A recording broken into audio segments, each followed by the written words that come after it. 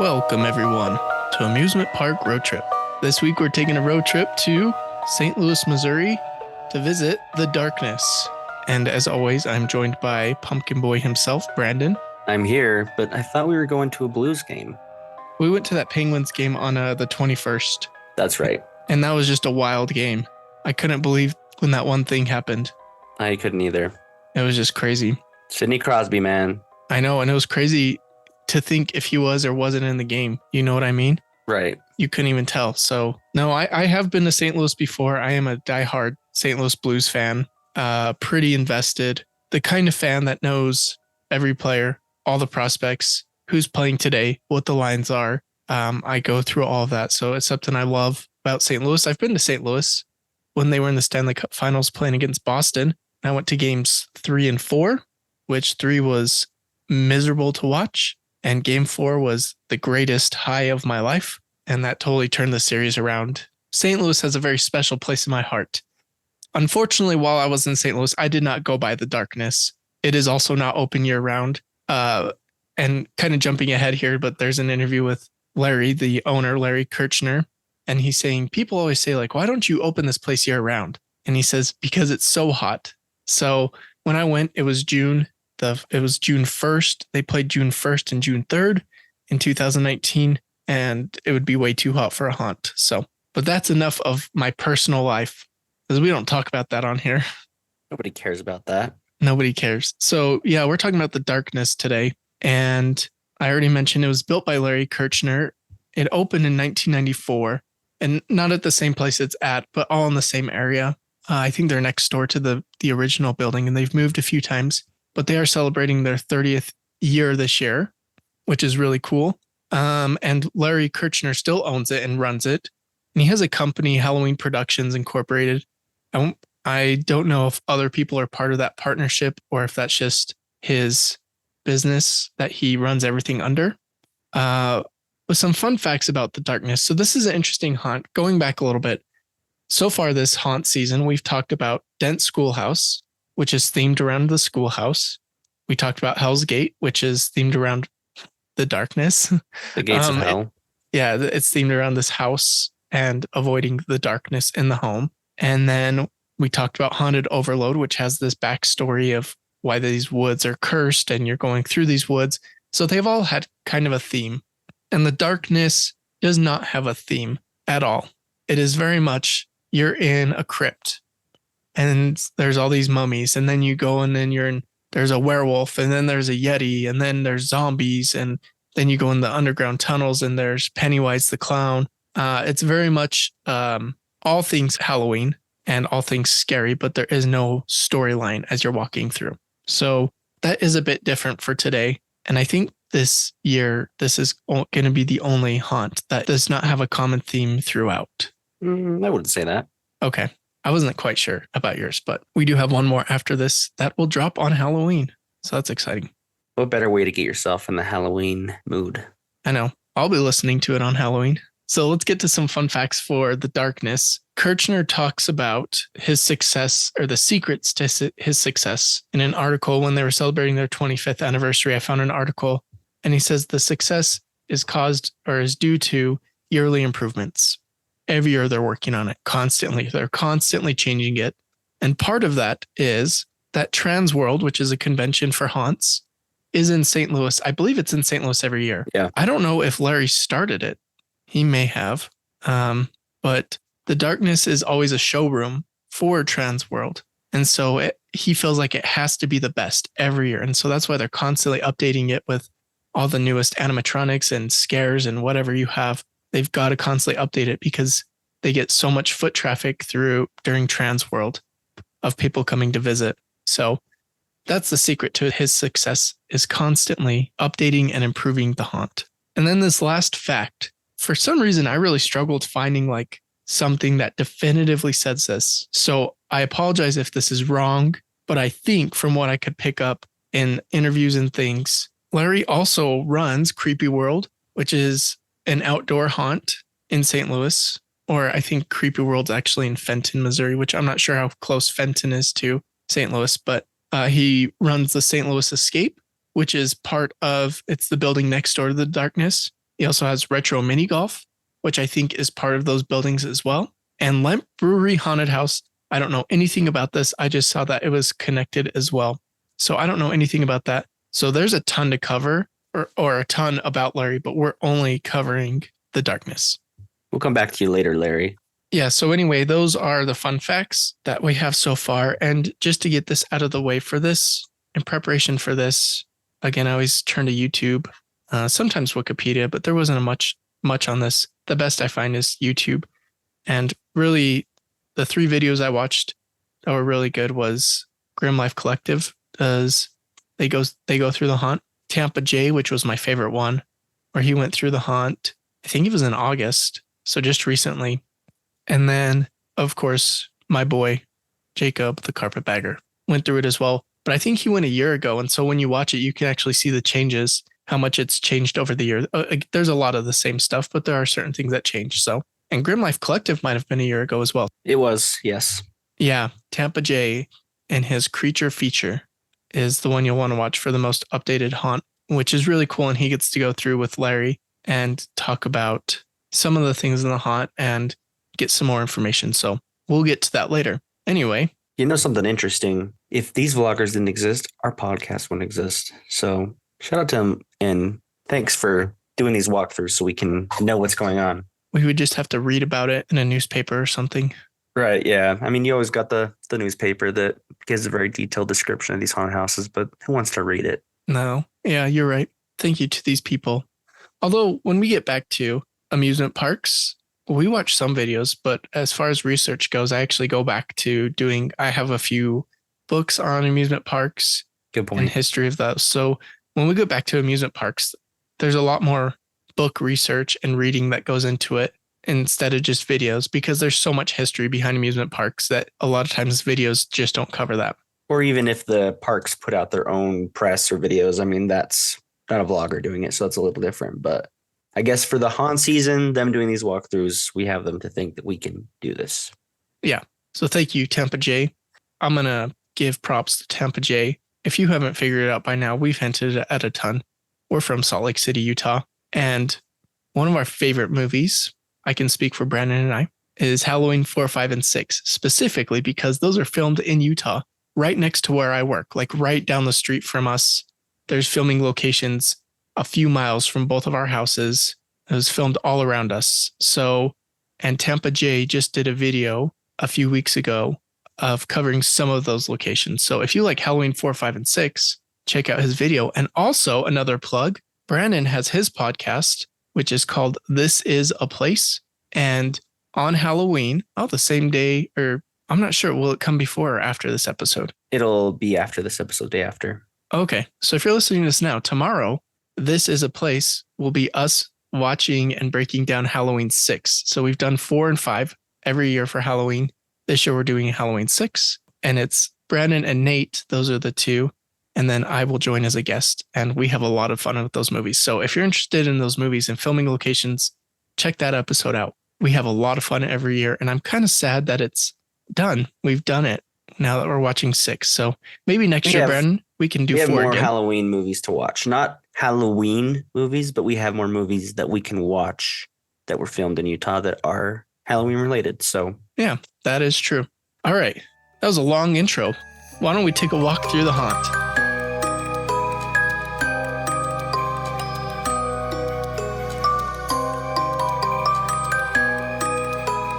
All right, so this haunt, as most haunts, you start out in a waiting room. And in this waiting room, I'm pretty sure it's supposed to be the devil. Do you have a better guess of that giant animatronic with the horns? No, that's Satan himself right there. That is Satan himself, and he is huge, really big, and he raises up like to the ceiling, and it looks like there's nothing under him. It looks really cool how they do it. There's an arm behind his back, so you can never see it. So when he lifts up, it's like, what is lifting him up? There's an arm behind his back, and he's warning you, once you enter the darkness, you can't leave. You have been warned. It's very cool. It's almost, there's like Mayan ruins around him, and that plays a part. That's one of the themes in the haunt. And then there's also these 3 witches to the side that have a cauldron and will talk and interact. Well, not interact, but they do have talking points. I don't think I don't think anybody's on the other side of a recorder or a microphone talking to the guests, but very cool waiting room. Probably not. Yeah, they're probably, but that would be cool though. Like, hey, you in that black baseball hat. Yeah. There is kind of a lack of that in haunted houses. I mean, you do have, of course, actors that talk to you, but it'd be kind of fun to have an animatronic, kind of a, turtle time with Crush, have a spooky time with Satan or something. I don't know. It would be cool if there was an animatronic in the waiting room that started talking to people. Calling people out. Yeah. It'd be cool if they could somehow, although this is a privacy thing, but if they could identify you somehow, give you a wristband that has your ticket on it, and that wristband has your name. So you're going through and somebody comes up and is like, Brandon, or anything like that. That'd be another interesting thing. So anyway, as we've mentioned before, we're not going to go through each room, but kind of talk about some of the major things with this haunt. So I had mentioned before that, and I'm not sure if it's Larry that runs it, but a big part of their haunt and a big part of them being so popular is that Transworld comes through St. Louis every year, the convention. And so they have tons and tons of animatronics, and it's always like the newest ones. It's just completely filled. The house is completely filled with animatronics. It's animatronic overload is what I'd say, which if that's what you're into, this is the greatest haunt. In all the videos, I didn't watch the Jacob the Carpetbagger one, but there's no actors in two of them, at least. Right. Yeah, when they're they have walking actors, through, or is it always just animatronics? they do have actors. Yeah. So when in Jacob's video, he walks through with no actors, and I think most of the props are not on for him. But when he goes through a second time in the same video with the actors. Okay. And So I think there's something to a haunted house that can be a no actor haunted house and still be entertaining. So I think that's what something such as this one has going for it. For sure. You can still be terrified and there's no people in there. I think I fall into that category. I know myself best. I would still be terrified going through there with no actors. So the thing about with all these animatronics is that you're so impressed with them and looking at them and how they work. And then you have an actor pop out at you. So that could be a good thing and a bad thing, as in like you're too scared to look up at the animatronics. With the actors, you just want to get through as fast as you can. But if there's no actors in there, you actually take the time to look at everything and appreciate the details. So again, that's why I would appreciate going through with no actors, is so I can just stand there and take in everything that each room has to offer. One other thing, this might be the loudest haunted house I've ever seen or heard. Any more to add to that? No, it's just really loud. Constantly, there's constant noise. I agree. That is something I also noticed. Really loud haunted house. Haunted houses they're usually loud. There's things going on. There's people screaming, animatronics going, music, whatever. But this one steps up a little bit to the loud. They turn it up to 11 on their amps. Yeah. Yeah. And there's just constant, not music, but like ambiance music playing just the whole time. It seems there's always noise going on in the background. Right. And it is turned up. There are some interesting things that I noticed in this haunt. For instance, at the very, I believe at the very beginning or towards the beginning, there's a part where you're walking through sand, which I don't know if they have an effect with that sand. I don't know if they have like a quicksand effect where you feel like you're starting to sink. I imagine it's probably on some kind of inflatable that's half inflated. So when you walk through, it's kind of difficult to stomp through it. But I found that interesting and also probably annoying to get sand in your shoes. I don't know how long that section is, but there is sand. Another notable thing, which we've already said, but there are huge animatronics, just gigantic, take up the whole room. Some of those are like just giant skeletons. There's a giant, it looks like Davy Jones. I'm not sure if it's Davy Jones for sure, but it's like this giant octopus man, octopus face guy. There's a few I noticed where they're towering over you and you have to walk through their legs. There's one in the clown section at the end. We have to walk through a clown's legs, and as you do, he farts on you. And there's another one, I think it's a skeleton or something. As you pass through it, there's another giant skeleton on the wall, a giant head. And when I say giant, I mean like it looks like 5 or 6 feet tall, maybe taller than that because it's up high. and it's huge, and I'm terrible at guessing sizes. There's a bunch of the puppets, I guess you would say, where they're controlled. There's somebody behind them controlling them and pushing them out of a doorway to scare you. So they're like hidden back. And as you walk by, they come out and try to grab you. There's quite a few of those. Again, I feel like it's almost too much of props. It's like they bought all the props possible and then just threw them in a house. I would be curious to see a video of the house pre-COVID. I wonder if that was a way to them, because a haunted house where we're at that was around, they overloaded the props and things so they could stay open during COVID because they couldn't really have actors. So I wonder if that was similar to what they did. Now they just have all these extra props. They're like, well, we got them, so we're going to use them. That's interesting. Maybe that is true. Because watching Jacob the Carpetbagger, there actually didn't seem to be a whole ton of actors in there. It seemed a little sparse, but there are constant scares from all the animatronics, things popping out at you and things you don't expect to move that do move. There is another notable, well, a few more. There's a part where you have to go up the stairs, of course, and Jacob's motto is no scares on stairs. So you go up a flight of stairs, turn the corner, and look at that. You got another flight of stairs to go up. But when you get to the top of the stairs, there's this shack that is actually moving. It's shaking around and it's like being attacked by zombies. That shack is pretty cool. Yeah. And the zombie effect is really cool where it looks like they're busting through the wall trying to grab at you. So that room, very spooky room. There's also a doll room, which when you look at any of the darknesses, social media, it almost all has this giant doll. It's a baby pulling a lady out of a crib, and it is huge. It is so big, takes up the whole room. I mean, the height. It takes up the height of the room, and it's a very creepy room as well. They also have a cool library section, and I'll come back to that because there is a question about something in one of the libraries. And then there is a tunnel section that is heavily focused on Pennywise the Clown and Georgie. And this is something I don't like about haunts, especially when we're looking at haunts across the country, is I don't like seeing people using the same props over and over. And I've seen this Pennywise clown holding Georgie at a few different places. Let me say something to that because I get your point, but most people aren't like us wanting to see the different haunts all over the nation, right? Yeah. For the most part, we're focused on, and I'd say the general population is focused on just going to that one haunted house in their town or whatever. So that's the only time they're seeing the prop. So I guess for that reason, I'd give them a pass. You know, there's these big companies that do create props and a lot of people buy them because they're awesome. And, you know, the first time you see it, it's really cool. If you see it over and over again, it kind of loses it, right? But I think it's less of a problem for probably 90 to 95% of the people going to the haunted houses because they're just going to that one and they're only seeing the prop the one time. You're right. You mentioned the It's or Pennywise section, kind of the sewer.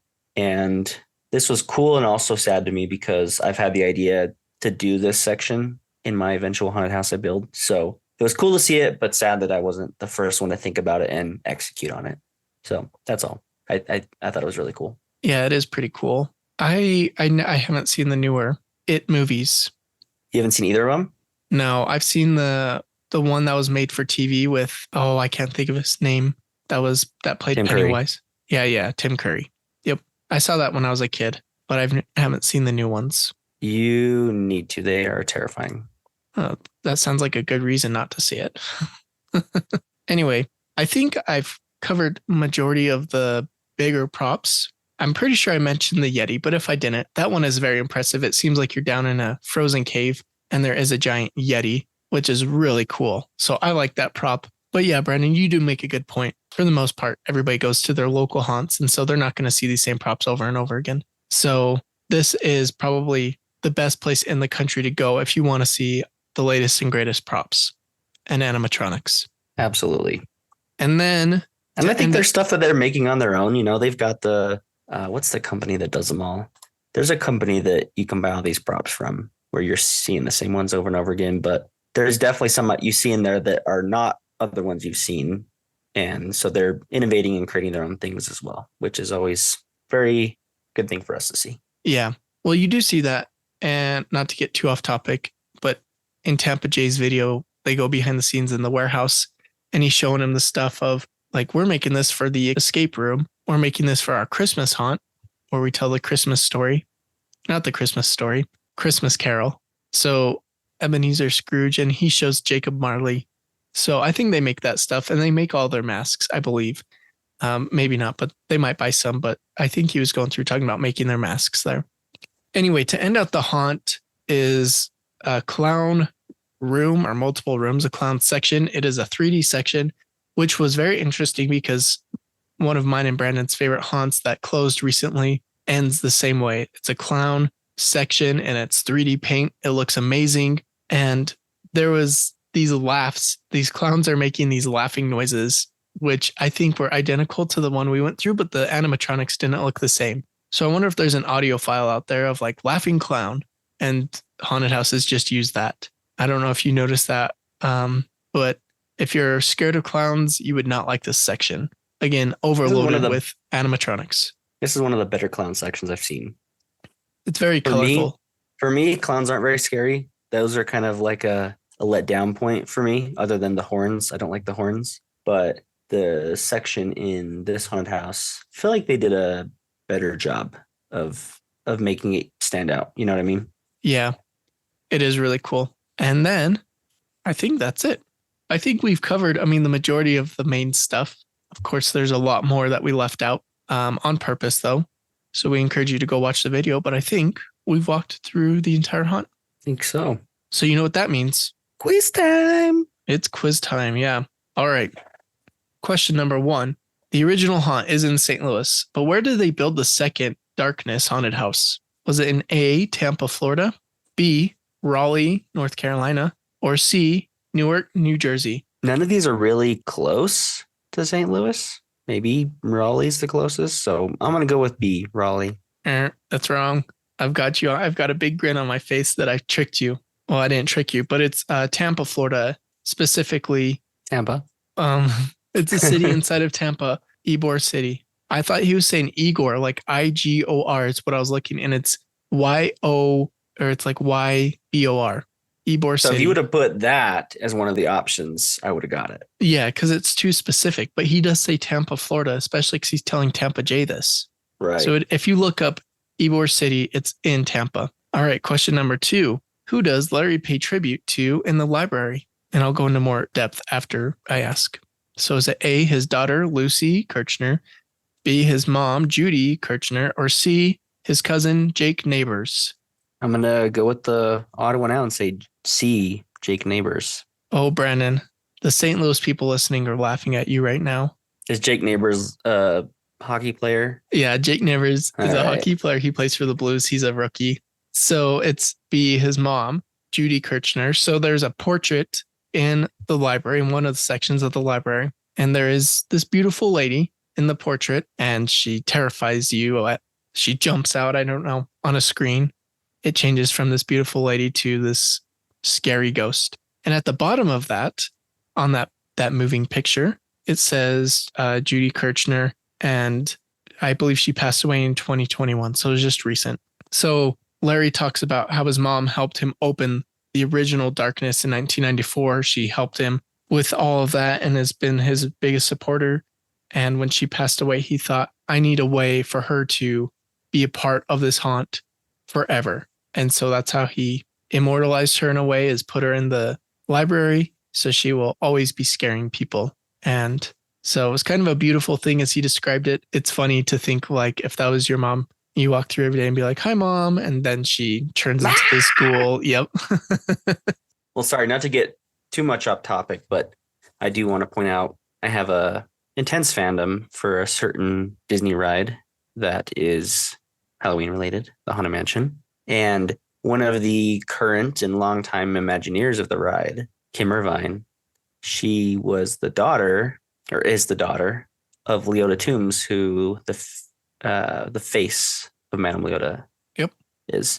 So she points out that you don't hear her mom's voice in the ride, but it is her mom's voice, who is little Leota in the end of the ride. So as she walks through and does a check on a day, she'll say, hi, Mom, to the little Leota. Anyway, just kind of a fun related story. That is pretty cool. Also, going back to his cousin, I know Jake Neighbors is a hockey player, but his It cousin really is his is the cousin. one. It's not really his cousin, but his cousin, whoever that is the one that was sent to Florida to open that haunt in Ybor City. And I think it only lasted a few years. All right. Oh, for two, I've got a big grin on my face. We'll see if I can get you for all three. Number three, how did the darkness get its name? So A, Larry was terrified of the dark as a child, so this was part of confronting that fear. B, the original building was called Sunlight Factory, but was completely boarded up, making it dark inside.